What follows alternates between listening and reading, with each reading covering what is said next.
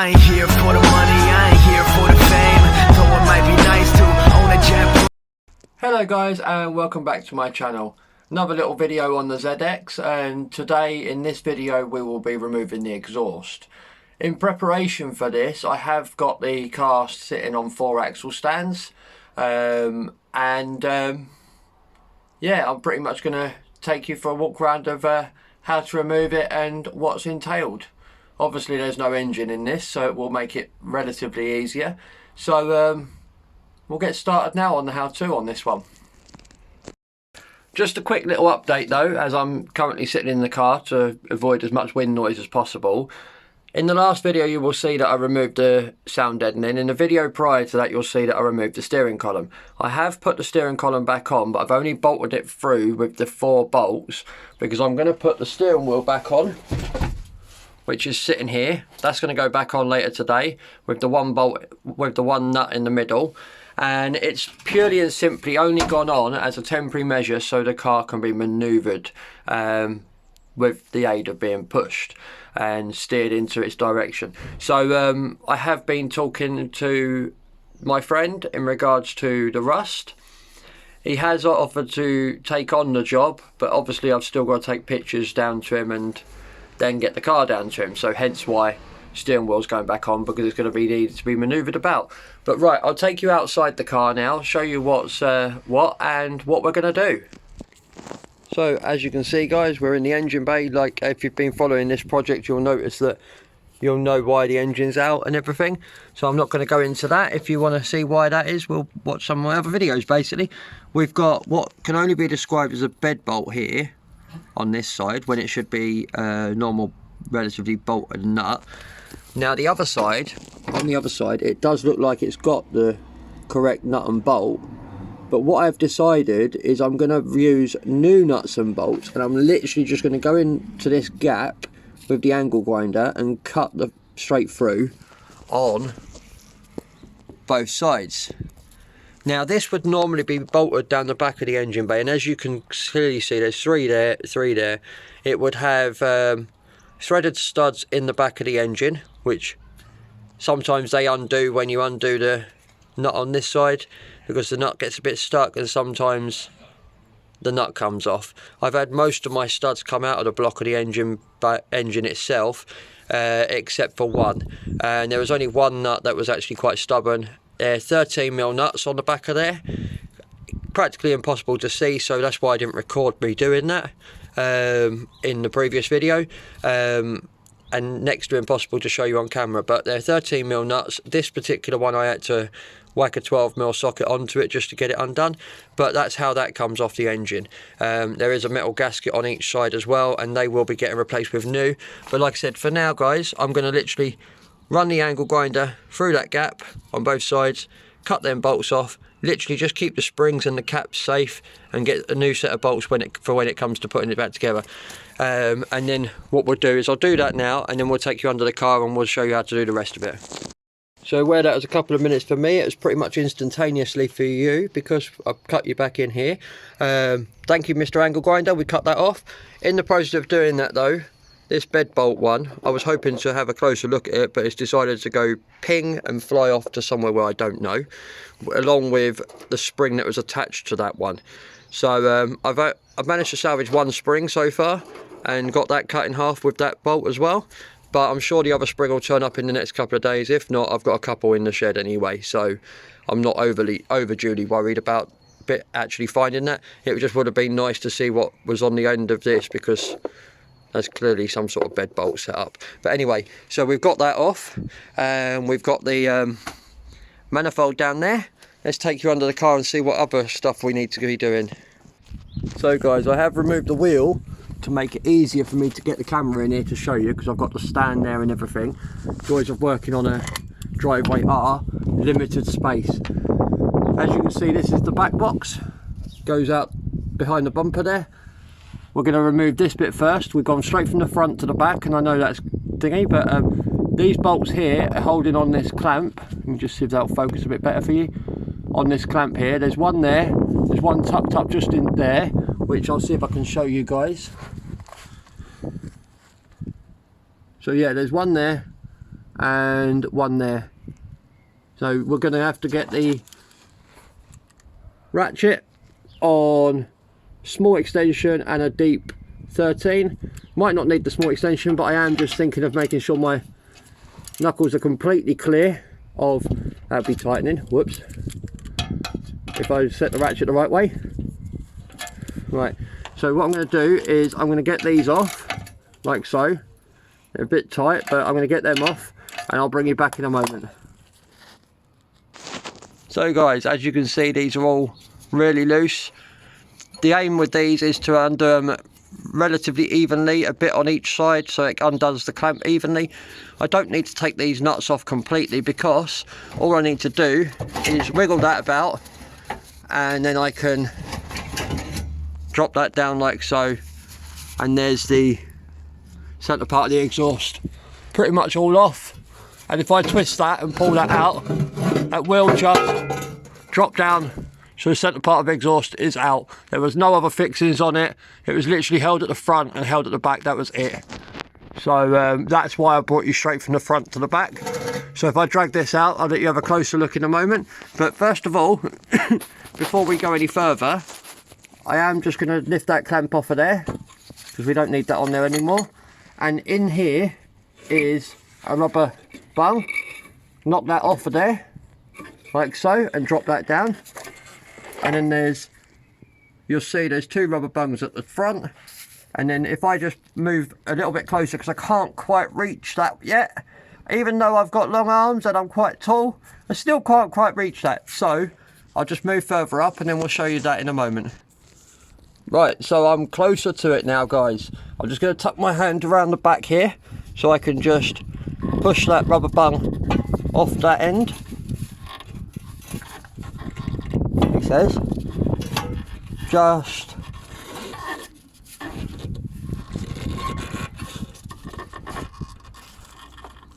that's got a lip there, look, so it's probably got one on the other side. So it's a case of, if I can get that somehow to wangle past the lip, that should then, just like so, come off. And then this side, I should just be able to pull out, like so, and that is that out. So what we'll do is we will pull that out now, pull that one out as well,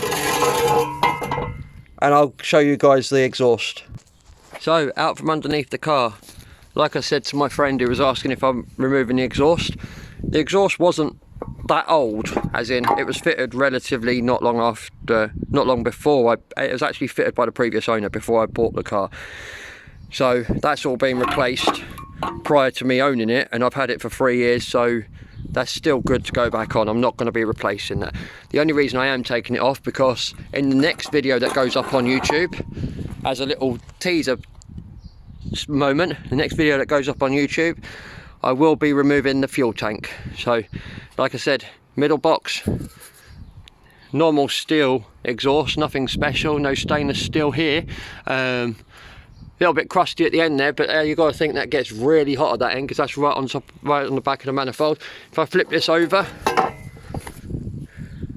I've never heard of that branding before. Fabricate 2, I don't know who they are, made in EU. So, but it works, it's in good nick. Like I said, I'm not going to be changing it.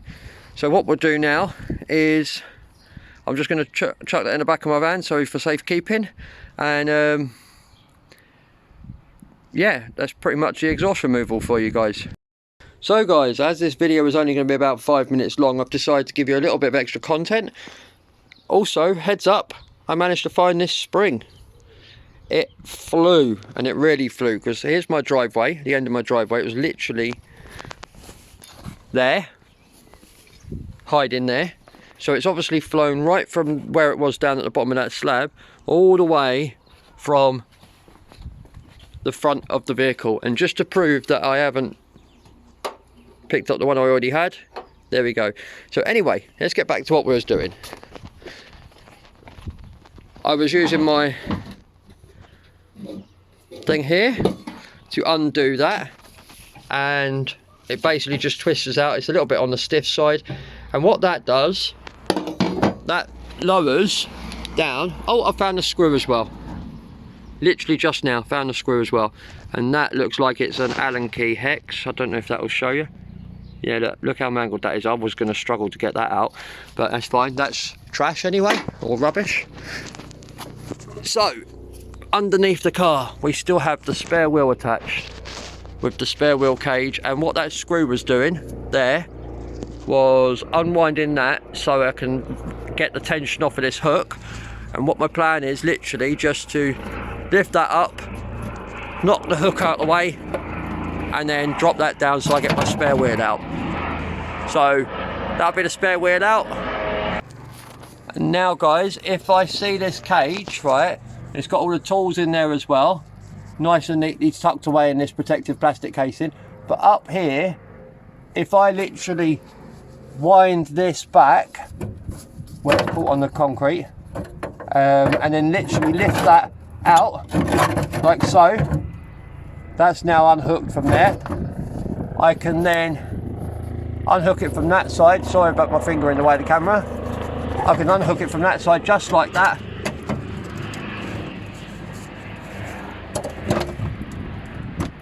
You have to excuse the helicopter. We live right near the hospital, so that means where we live right near the hospital, the helicopter's forever bringing patients back due to, well, I don't know what it's due to, but might be coronavirus. But as you can see there, that's going to need some treatment and so a bit of a touch up with some paint, and so will this one. So all this is going to be underbody sealed at some point as well, so ground back and underbody sealed.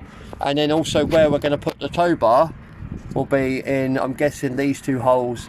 And also if I roll over to this side, you'll see there's two holes there as well, just behind the rubber bung for the exhaust. So what I'm talking about, the exhaust, we are going to get the shieldings off that you can see there, and I'll show you what we need to do to get them off. So there's only two shieldings under here, guys. This one, which is literally just where the middle box would sit, and that's got, should have 4 10mm nuts on it, one and one over there, one down here, and then one over here. But this one's missing, so that would need another 10mm nut putting on there.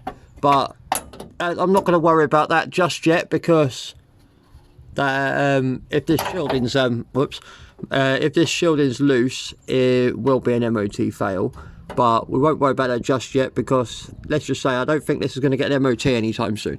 So like I said, 1 should be number 2, and then there should be 3, which would be that one, and then 4, which would be this one. So there's the 4 10mm nuts, and if we just literally undo them like so.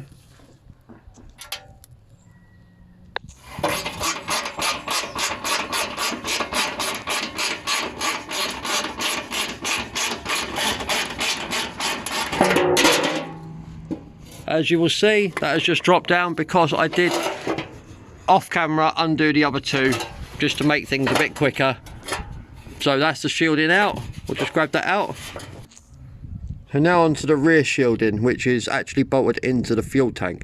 We've got to have Phillips screwdriver, because in here these are Phillips head screws. 1, 2, 1 down there, 3, and 1 there, 4. So guys, I've actually decided to butt in here and kind of just say to you guys, I've decided not to remove them screws from the fuel tank, if you know what I mean. Basically, the reason behind deciding not to remove the screws from the fuel tank is because, yes, it is an exhaust shield and it's part of the exhaust removal, but it's not actually causing any hinder or any problems when it comes to my next video where I remove the fuel tank. So I've decided that this is going to be it for this video, and I hope it's been enjoyable for you guys to watch. And my next video will be me removing the fuel tank. So I'm going to say, if you want to see my sneak peeks, what I get up to throughout the day, follow me on Instagram. That'll be stuff that it's the same name as my YouTube channel, the ZX Guy, and you'll see little sneak peeks before it actually goes live on here, basically. And if you like the content, give us a thumbs up. Rocking the blue gloves today. Look how filthy I am, right? If you want to know any more about anything, or just want to comment in general and give some feedback of any kind, chuck us a comment.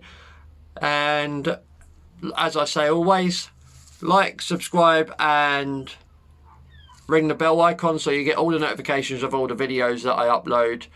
Take care, guys, and stay safe. Bye for now. See you in the next one.